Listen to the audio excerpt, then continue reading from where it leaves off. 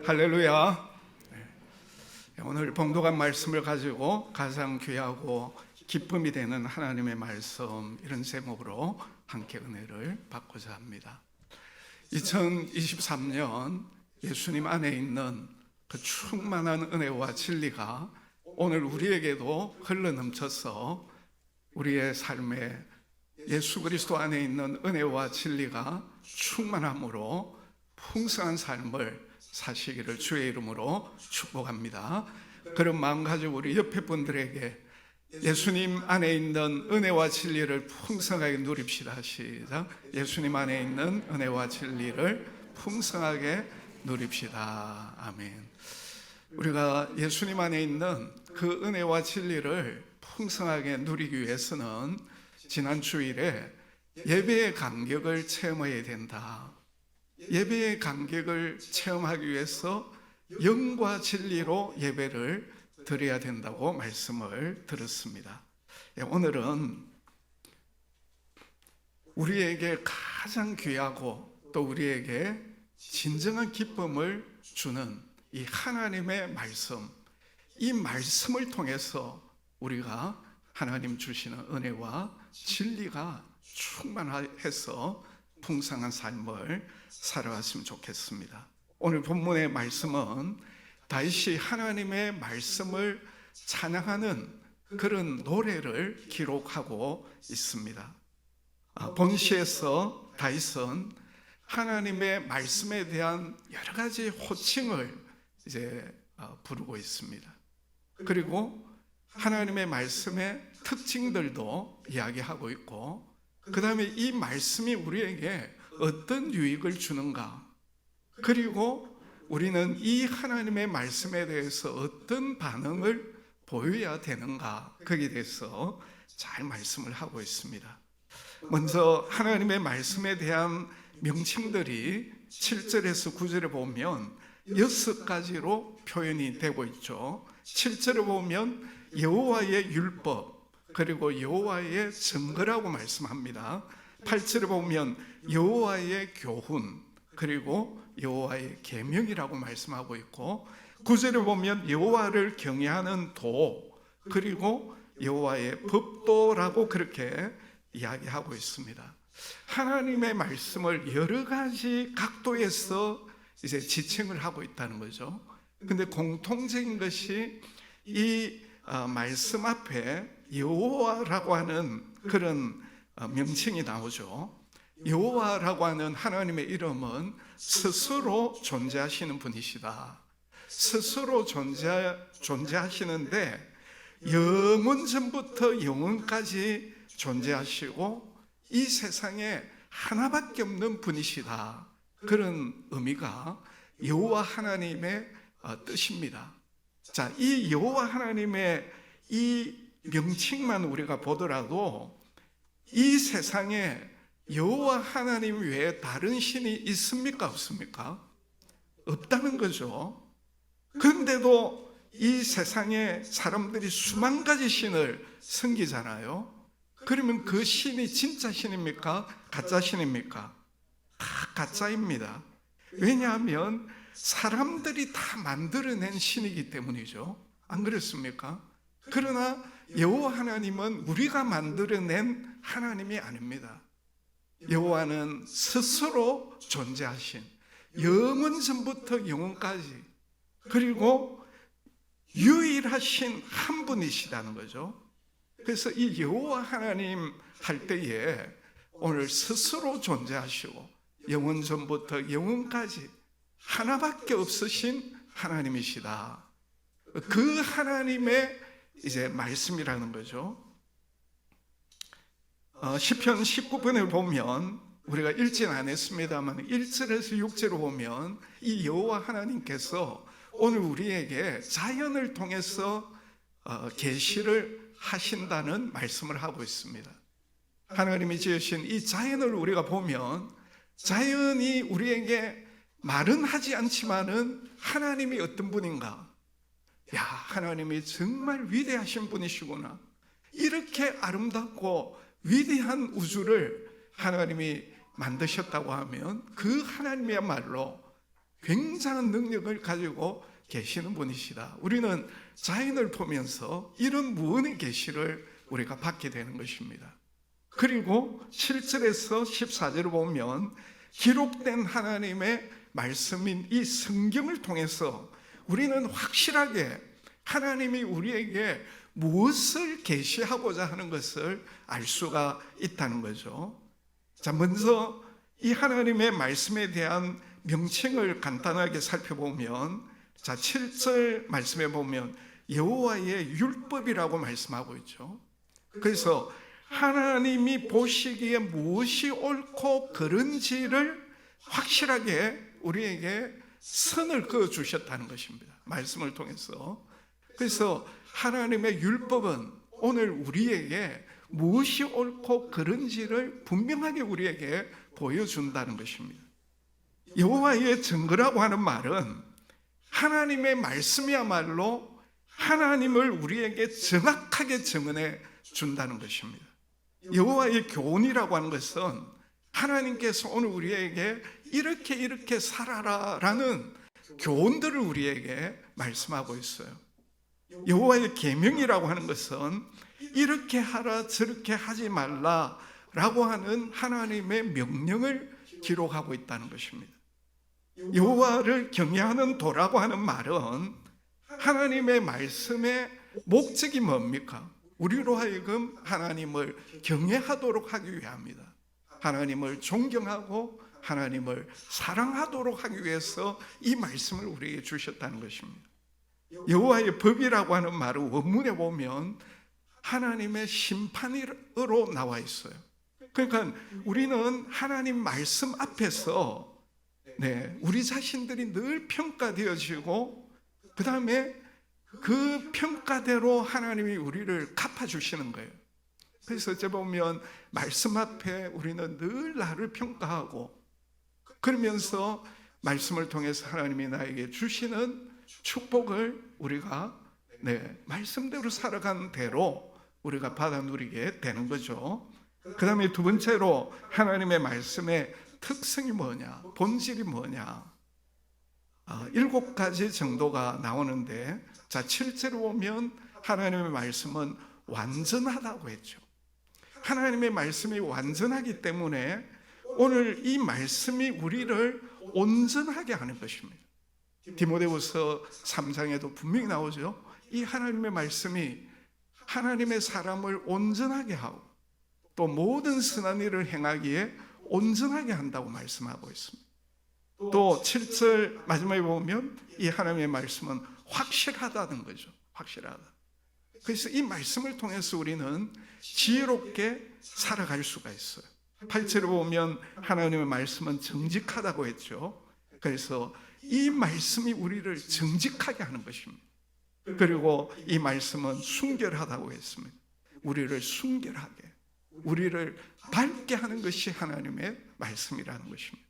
9절에 보면 하나님의 말씀은 정결하다, 우리를 깨끗하게 이제 하는 그런 특징이 있죠. 또 진실하다고 했죠. 하나님의 말씀이 우리를 진실하게 하는 겁니다. 그리고 하나님의 말씀은 다 의롭다고 했습니다. 다 의롭기 때문에 이 말씀을 통해서 우리는 의로운 삶을 살아갈 수가 있어요. 여러분, 세상에 이런 특성, 본질을 가진 것이 있습니까? 돈이 이런 특징 가지고 있습니까? 돈은 있다가도 없고 없다가도 있습니다.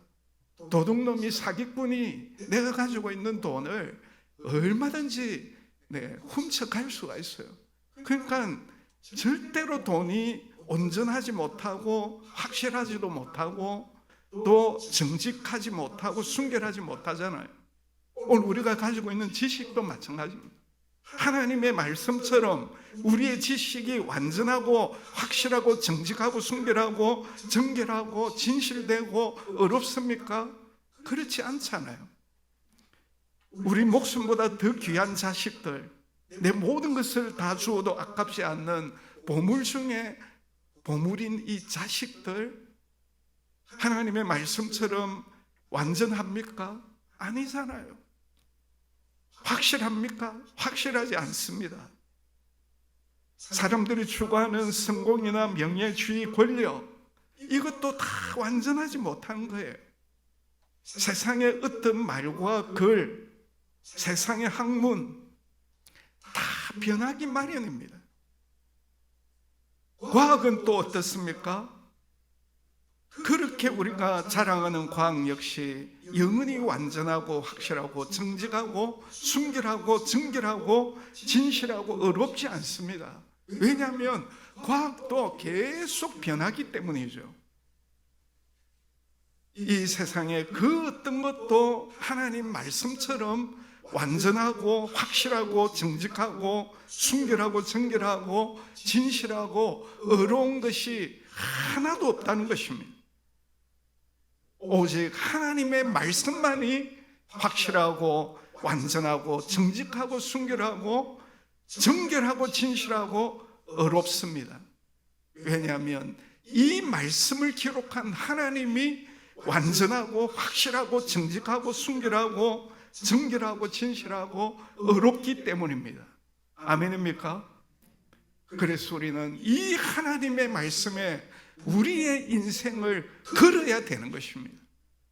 이 말씀만이 나를 확실하게, 나를 견고하게, 정직하게, 완전하게, 순결하게, 정결하게, 진실되게, 의롭게 할 수 있기 때문에 오늘 우리는 이 말씀에 우리 전 인생을 걸 때에 오늘 우리의 인생도 이 말씀처럼 완전하고 그리고 확실하고 지혜롭고 정결하고 맑고 깨끗하고 진실되고 의롭게 되는 것입니다.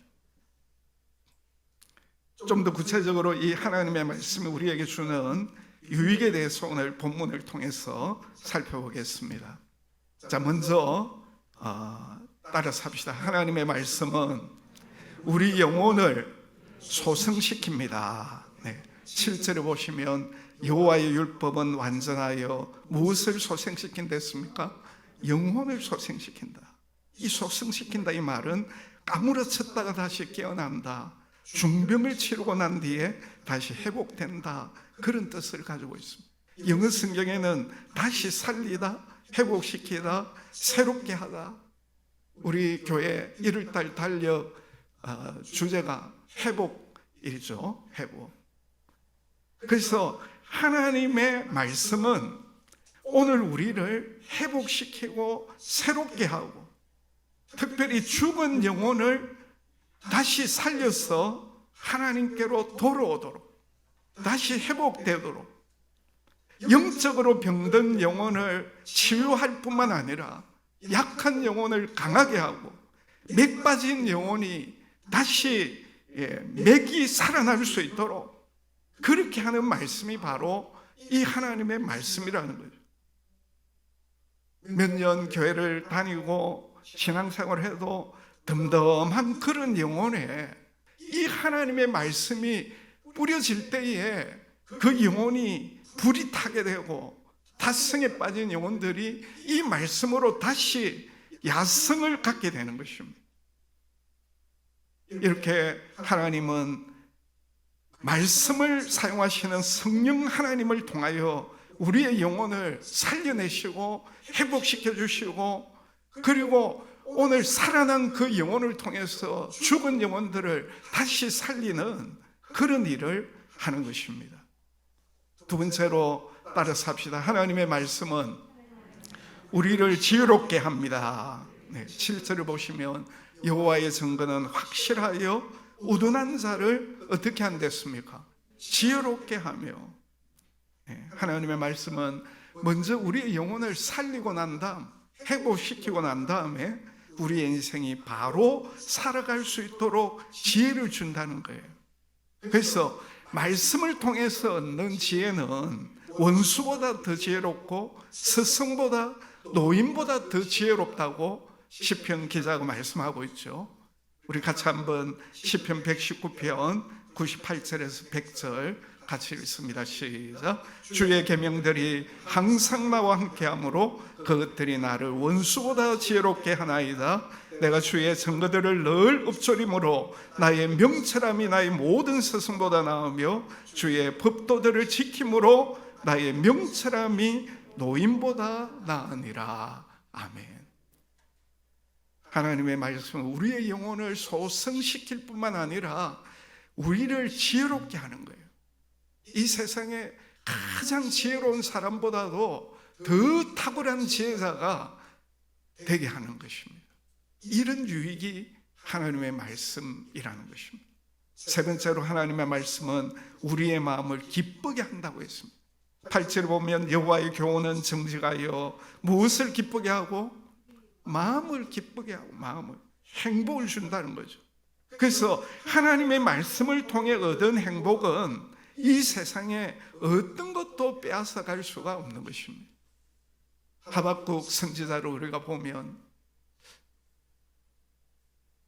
정말 하나님이 이해가 되지를 않아가지고 하나님께 막 원망을 하고 따지고 그렇게 하다가 하나님께서 말씀을 통해서 앞으로 유다 백성들을 위해서 어떻게 하실 것인가 말씀해 주셨을 때 우리 하박국 3장 17절에서 19절에 뭐라고 고백을 합니까? 비록 무화과 나무가 무성하지 못하며 포도나무에 열매가 없으며 감람나무에 소출이 없으며 밭에 먹을 것이 없으며 우리의 양이 없으며 외양간에 소가 없을지라도 나는 여호와로 말미암아 즐거움 나의 구원의 하나님으로 말미암아 기뻐하리로다. 그러면서 뭐라고 합니까? 같이 해봅시다. 주 여호와는 나의 힘이시라. 나의 발을 사슴과 같게 하사 나를 나의 높은 곳으로 다니게 하시리로다. 아멘. 우리가 말씀을 통해서 하나님의 뜻을 깨닫게 될 때 이 하박국 선지자와 같이 이 세상에 아무것도 없어도 그 말씀을 통해 하나님의 뜻을 깨닫게 될 때 놀라운 행복을 누리게 된다는 거죠. 아멘입니까? 네. 올 한 해 말씀을 통해서 세상이 줄 수 없는 이런 기쁨, 행복을 오늘 우리 모두가 다 누리시기를 주의 이름으로 축복합니다. 네 번째로 하나님의 말씀은 나의 눈을 밝게 합니다. 8절에 보면 여호와의 계명은 순결하여 눈을 밝게 하시도다. 눈을 밝게 한다. 하나님의 말씀이 우리의 눈을 밝게 해가지고 내 현재의 문제가 뭔지, 그 문제의 궁극적인 원인은 죄 아닙니까? 우리가 어떻게 내 문제, 현재 문제와 그 문제의 궁극적인 원인이 죄인데 그 죄를 무엇으로 우리가 볼 수가 있습니까? 오직 하나님의 말씀 앞에 쓸 때 나의 문제와 나의 죄를 바로 볼 수가 있습니까? 그리고 말씀이 오늘 그 문제를, 그 죄를 어떻게 해결할 것인가 분명히 답을 알려주지 않습니까? 그래서 현재를 개선하게 하고 오늘 우리의 미래를 더 나은 미래로 만들어 가도록 이 말씀이 우리의 눈을 밝히고 볼 수 있게 해준다는 것입니다. 얼마나 놀라운 유익입니까? 여러분, 이렇게 하나님의 말씀이 오늘 우리의 영혼을 살리고 회복시키고 거기에다가 우리에게 지혜를 주고 더 나아가서 우리를 정말 세상에 줄 수 없는 행복을 누리게 하고 그리고 현재 나의 문제가 뭔지 내 죄가 뭔지를 바로 보게 해서 그것을 해결하고 다시 새롭게 살아갈 수 있도록 더 멋진 미래로 나아갈 수 있도록 이렇게 할 수 있는 세상의 책이 어디 있습니까? 오직 성경밖에 없지 않습니까? 그러면 우리가 이런 하나님의 말씀에 대해서 어떤 반응을 우리가 해야 되겠습니까? 하나님의 말씀이 나의 영혼을 소성시키고 지혜를 주고 진정한 행복을 누리게 하고 내 현재와 미래를 바로 보고 멋진 미래로 달려가도록 그렇게 한다고 하면 이 말씀에 대해서 우리가 어떤 반응을 보여야 되겠습니까? 그 첫 번째는 따라서 합시다. 하나님의 말씀을 귀하게 여겨야 합니다. 네. 어떻게 여겨야 된다고요? 정말 귀하게 여겨야 되는 거예요. 10절에 보면 금고 많은 순금보다 더 사모할 것이며 꿀과 송이꿀보다 더 달도다, 그렇게 노래하고 있죠. 우리가 이런 마음을 가지고 말씀을 대해야 되겠죠. 하나님의 말씀은 우리 세상에 가장 귀한 금 가운데도 순금, 완전 100% 금, 그 금보다도 더 귀하다고 하는 이런 반응을 보여야 된다. 하나님의 말씀은 꿀과 송이꿀, 히말리아 산맥 바위 틈에 붙어있는 정말 맛있는 그런 꿀, 송이꿀보다 더 달다고 하는, 내 인생의 진정한 기쁨을 안겨다 주는 너무나도 귀한 것이다. 왜 하나님의 말씀이 귀합니까? 우리 하나님이 우리를 너무나도 좋아하시고 선하시고 우리에 대해서 아주 좋은 것 주기를 원하시는 그런 분이시기 때문에 그 하나님이 우리에게 주신 말씀도 우리 하나님처럼 너무나도 선하고 좋고 귀하고 아름다운 겁니다. 우리는 하나님의 말씀에 그 가치를 바로 알고 정말 소중하게 여기고, 하나님 말씀 없이는 나는 살 수가 없다고 하는 그런 마음을 가지고 말씀을 사랑하고 읽고 공부하고 암송하고 묵상하고 말씀대로 살아가려고 그렇게 해야 된다는 것입니다. 두 번째로 하나님의 말씀을 따라 경고를 받고 하나님의 말씀대로 살아야 합니다. 우리 11절 다 같이 읽어봅니다. 시작. 또 주의 종이 이것으로 경고를 받고 이것을 지킴으로 상이 크니이다.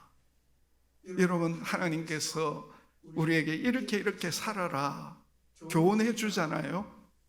그리고 그 교훈대로 살지 못하면 왜 내가 말한 교훈대로 안 하느냐 경고하죠.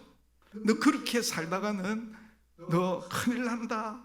하나님 말씀만이 정확하게 우리에게 경고하십니다. 그리고 우리가 그 경고를 잘 받아들이고 잘 지킬 때에 어떤 일이 일어납니까? 상이 크다고 말씀을 하고 있다는 것입니다. 상이 크다는 말씀이 뭐겠습니까? 하나님이 오늘 우리에게 약속하신 모든 축복들을 다 누릴 수 있도록 해주겠다는 겁니다. 아멘입니까? 말씀대로 살아가기만 하면 하나님이 우리에게 주시고자 하는 축복들이 신명기 28장만 읽어봐도 얼마나 많습니까?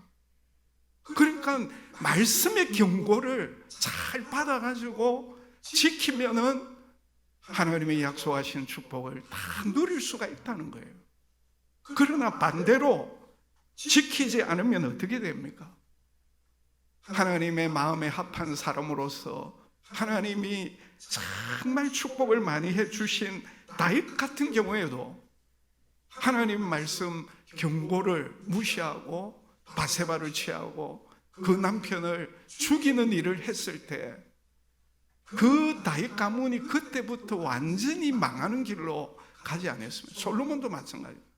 전반기 때는 아버지 다윗 때문에 하나님 사랑하고 말씀대로 살다가 전무후무한 지혜를 하나님 주시고 어마어마한 참 복을 받았는데 후반기부터 하나님 싫어하는 우상을 섬기고 말씀을 저버리니까 하나님도 그 솔로몬을 버리거든요.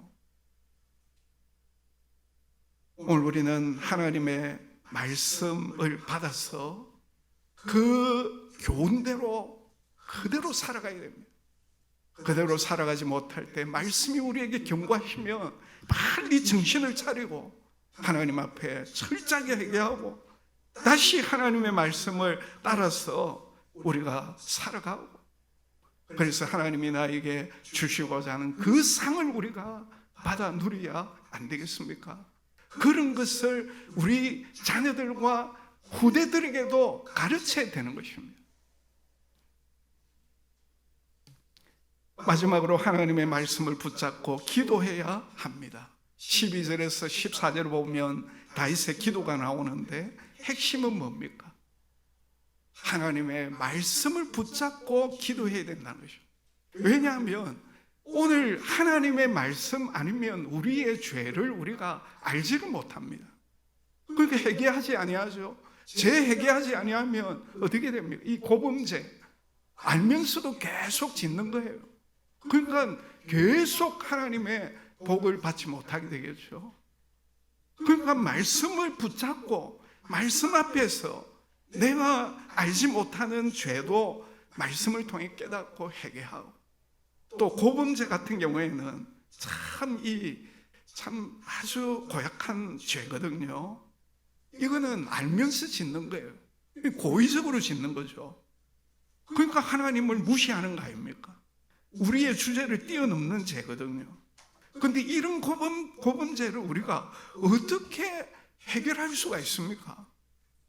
하나님의 말씀 붙잡고 기도해야 이 고범죄가 해결이 되는 거예요. 그래서 우리가 정직하여지고 큰 죄에서 비로소 벗어나게 되는 것입니다. 마지막 14절을 우리 다 같이 한번 읽어봅니다. 시작. 나의 반석이시오 나의 구속자이신 여호와여, 내 입의 말과 마음의 묵상이 주의 앞에 연락되기를 원하나이다. 하나님이 어떤 하나님? 우리의 반석이요 구속자이시거든요. 그래서 오늘 우리는 그 반석이시오 구속자이신 여호와 하나님 앞에 기도할 때, 하나님 내 입의 말과 내 마음의 묵상이 주님 앞에 연락되기를 원합니다. 그렇기 위하여 말씀 붙잡고 기도해야 한다는 거죠. 사랑하는 성도 여러분, 하나님의 말씀은 우리의 영혼을 소생시킵니다. 우리가 어떻게 살아가야 될 것을 잘 가르쳐 주고 있습니다. 우리에게 진정한 행복을 안겨다 줍니다. 그리고 오늘 저와 여러분이 하나님의 말씀대로 살아가게 될 때 우리 자신의 현재를 바로 알고 더 나은 미래를 살아갈 수 있도록 해주는 거예요. 이 하나님의 말씀에 대해서 저와 여러분이 어떻게 해야 됩니까? 어떤 것보다 더 귀하게 여기고 소중히 여기고 사랑하고 더 읽고 그 말씀대로 살아가려고 애를 쓰고, 너무나도 귀하기 때문에 교회 올 때 다른 것 안 가져와도 성경책은 들고 와야 안 됩니까? 집에서도 가장 가까운데, 사무실에서도 가장 가까운데 두면서 늘 말씀을 읽고 묵상하고 말씀대로 살아가려고 그렇게 해야 안 되겠습니까? 그러면서 그 말씀이 경고하는 대로 그대로 살아감으로 말미암아 하나님이 우리에게 주시고자 하는 그 상을 우리가 받고, 말씀 붙잡고 말씀대로 살지 못한 죄를 회개하고 다시 돌이키고, 그래서 내 말과 내 마음의 묵상이 반석 되시고 구원자 되시는 하나님 앞에 연락되는 그런 삶을 우리가 살아가야 되는 것입니다. 우리 찬송 202장 1절 부르면서 우리 주신 말씀대로 우리가 살아가기를 한번 결단하도록 하겠습니다.